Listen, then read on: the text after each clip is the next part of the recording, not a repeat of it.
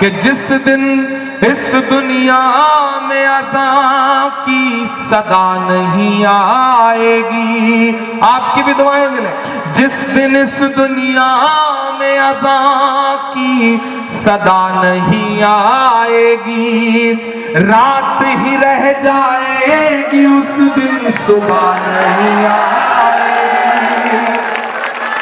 استقبال ہے ناظرین آپ سبھی کا آئیار مشاعرہ میڈیا میں آپ کے ساتھ محمد ارشاد۔ آئیے دوستو سنتے ہیں عمران پرتاپ گری کی ایک شاندار نظم۔ اس سے پہلے بتا دوں، جو انسان یہ سمجھتا ہے کہ اللہ جو کرتا ہے بہتر کرتا ہے، وہ کمال کا ایمان رکھتا ہے۔ آئیے سنتے ہیں عمران پرتاپ گری کی نظم۔ تو آپ سے گزارش ہے ویڈیو کو لائک کیجیے اور چینل کو ضرور سبسکرائب کیجیے۔ کہ جس دن اس دنیا میں اذان کی صدا نہیں آئے گی، آپ کی بھی دعائیں ملیں، جس دن اس دنیا میں اذان کی صدا نہیں آئے گی، رات ہی رہ جائے گی اس دن صبح نہیں آئے گی۔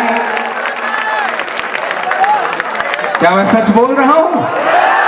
اگر سچ بول رہا ہوں تو سچ کو سچ کی طرح سن کر کے بتانا کہ جس دن اس دنیا میں اذان کی صدا نہیں آئے گی، رات ہی رہ جائے گی اس دن صبح نہیں آئے گی، کہ اللہ تجھے ہدایت دے دے۔ سونو نگم نے بیان دیا، لیکن اسی دن ایک بیان اور آیا کلکتہ کے کوئی پھٹکر سے مولانا صاحب کا۔ میں پھٹکر لفظ استعمال کر رہا ہوں کیونکہ جن کاندھوں پہ بہت بڑی ذمہ داریاں ہیں، آج کبھی کبھی وہ بہت کون سا چولا اوڑھ لیتے ہیں کہ کچھ ایسے نقلی ہی ہیں، ٹی وی چینلوں پہ بیٹھے ہوئے کچھ نقلی ایسے لوگ ہیں جنہیں اے بی سی ڈی بھی نہیں پتا ہے، لیکن جا کے ڈیبیٹ کر رہے ہیں اور بیان دے دیتے ہیں۔ کلکتہ سے ایک صاحب نے بیان دیا کہ سونو نگم اگر اپنا سر مڑوا لے تو میں 10 لاکھ دے دوں گا، اور سونو بھی بندہ اتنا بے روزگار کہ اس نے ترنت جا کے سر بھی مڑوا لیا۔ اب جب چینل والے ان کے پاس پہنچے تو مولانا صاحب نے کہا نہیں، میں نے ایسا تو نہیں کہا تھا، میں نے تو یہ کہا تھا کہ وہ گدھے پر بیٹھ کے سر مڑوائیں۔ کیا واہیات بات ہے، اسلام اس کی اجازت نہیں دیتا۔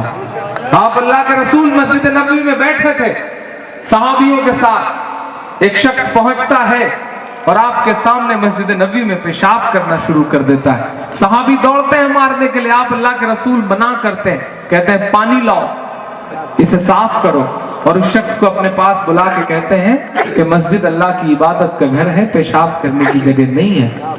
وہ اللہ کے رسول کے قدموں میں گر پڑتا ہے اور کہتا ہے کہ میں تو صرف آپ کا اخلاق چیک کرنے آیا تھا، مجھے کلمہ پڑھا دیجئے۔ ایسے مذہب کا کون سا چہرہ بنایا جا رہا ہے؟ نہیں، یہ جو دہشت ناحق خون بہانے کی باتیں، اسلام کبھی ناحق خون بہانے کی اجازت نہیں دیتا۔ علل اعلان جبل پور میں کھڑا ہو کر کہتا ہوں کہ ارے جو مذہب وضو کرتے ہوئے ناحق پانی بہانے کی اجازت نہ دے، وہ بھلا ناحق خون بہانے کی اجازت کیسے دے سکتا ہے؟ کبھی اجازت نہیں دیتا، کبھی اجازت نہیں دیتا۔ اور یہ جو اسلام کا چہرہ بنا دیے گئے ہیں، دراصل وہ اسلام کا چہرہ نہیں ہے، انہیں اسلام کا الف بے بھی نہیں پتا ہے۔ جس طرح بسم اللہ کہہ کر کے شراب پینے سے حرام شراب حلال نہیں ہو جاتی، اسی طرح اللہ اکبر کہہ کر کے کسی معصوم کا قتل کر دینے سے وہ قتل جائز نہیں ہو جاتا۔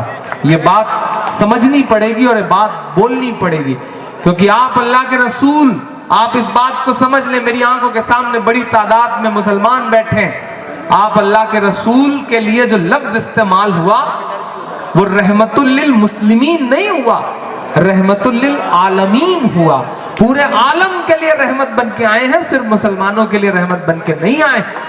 جب اسلام یہ کہتا ہے کہ تمہارا پڑوسی بھوکا ہے تو کھانا حرام، تو پڑوسی میں مسلمان پڑوسی نہیں کہا گیا۔ پڑوسی کوئی بھی ہو سکتا ہے، وہ ہندو ہو سکتا ہے، مسلمان ہو سکتا ہے، سکھ ہو سکتا ہے، عیسائی۔ آئیے دوستو نظم سننے کے بعد ایک بہترین کتاب سے کچھ باتیں سنتے ہیں۔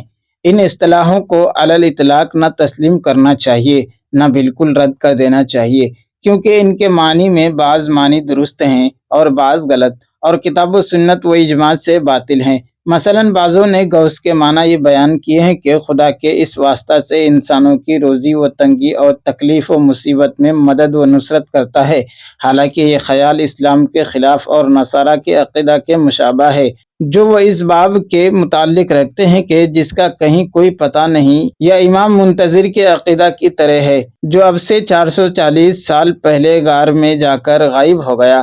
جو کوئی یہ کہتا ہے کہ مخلوق کو صرف 40 ابدال کے ذریعہ روزی اور مدد ملتی ہے، صریح وہموں میں پڑا ہے۔ روزی اور کامیابی کا مدار اسباب پر ہے، جن میں سب سے قوی سبب مومن مسلمانوں کی دعا، نماز اور اخلاص ہے، اور یہ 40 یا کم زیادہ میں محدود نہیں۔ جیسا کہ مشہور حدیث میں مروی ہے کہ سعد رضی اللہ بن ابی وقاص نے عرض کیا، یا رسول اللہ صلی اللہ علیہ وسلم، وہ شخص جنگ کی صفوں میں ہے، اسے بھی اتنا ہی حصہ ملے گا جتنا کمزوروں اور لاچاروں کو۔ فرمایا، اے سعد، تمہیں جو کچھ فتح اور رزق ملتا ہے وہ تمہارے کمزوروں ہی کی وجہ سے ملتا ہے، ان کی دعا، نماز اور اخلاص کی وجہ سے، اور کبھی روزی و فتح مندی کے دوسرے اسباب ہوتے ہیں۔ چنانچہ کفار و فجار کو بھی کبھی دولت و نصرت ملتی ہے، اور مسلمانوں پر کبھی کبھی قحط و وبا نازل ہوتی ہے۔ خدا انہیں دشمنوں سے ڈراتا بھی ہے تاکہ اس کی طرف رجوع کریں، گناہوں سے توبہ کریں، اور وہ ذات پاک ایک طرف ان کے گناہ معاف کر دے اور دوسری طرف مصائب و آلام دور کر کے شاد و کام کر دے۔ پھر کبھی وہ کفار کو ڈھیل دیتا ہے، ان پر بارش برساتا ہے، ان کے مال و اولاد میں ترقی دیتا ہے۔ سنستدرجہم من حیث لا یعلمون، تاکہ یا تو دنیا ہی میں سختی سے پکڑے جائیں اور یا آخرت میں دوہرے عذاب میں گرفتار ہوں۔ یاد رکھنا چاہیے، ہر خوشی نعمت نہیں ہے اور نہ ہر سختی عقوبت ہے۔ فرمایا، فَأَمَّا الْإِنسَانُ إِذَا مَا ابْتَلَاهُ رَبُّهُ فَأَكْرَمَهُ وَنَعَّمَهُ فَيَقُولُ رَبِّي أَكْرَمَنِ وَأَمَّا إِذَا مَا ابْتَلَاهُ فَقَدَرَ عَلَيْهِ رِزْقَهُ فَيَقُولُ رَبِّي أَهَانَنِ۔ کلا، انسان کا یہ حال ہے کہ جب اس کا رب اسے آزماتا ہے، پس اسے عزت و نعمت دیتا ہے تو کہتا ہے میرے رب نے مجھے معزز کیا ہے، اور جب اس پر امتحان کی راہ سے رزق تنگ کرتا ہے تو کہتا ہے میرے رب نے مجھے ذلیل کیا۔ ہرگز نہیں۔ کیا ولی اچانک غائب ہو جاتے ہیں؟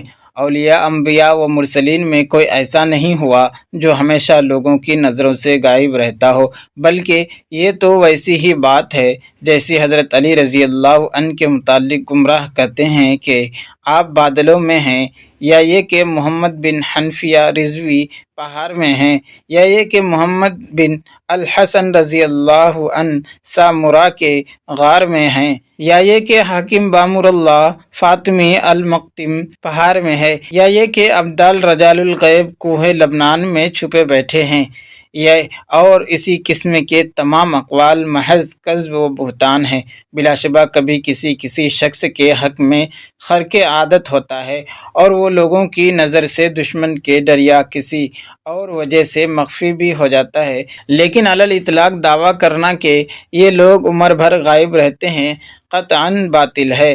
ہاں، اگر اس سے مقصود یہ ہے کہ اپنے قلبی نور، باطنی ہدایت اور انوار و اسرار و امانت و معرفت الہی میں محویت کی وجہ سے ولی دنیا میں ہونے کے باوجود دنیا والوں سے غائب رہتا ہے، یا یہ کہ اس کی صلاحیت و ولایت کو رب سروں سے مخفی رہتی ہے، تو یہ درست اور امر واقع ہے۔ اللہ اور اس کے اولیاء کے مابین بہت سے اسرار ایسے ہوتے ہیں جنہیں اکثر لوگ نہیں جانتے۔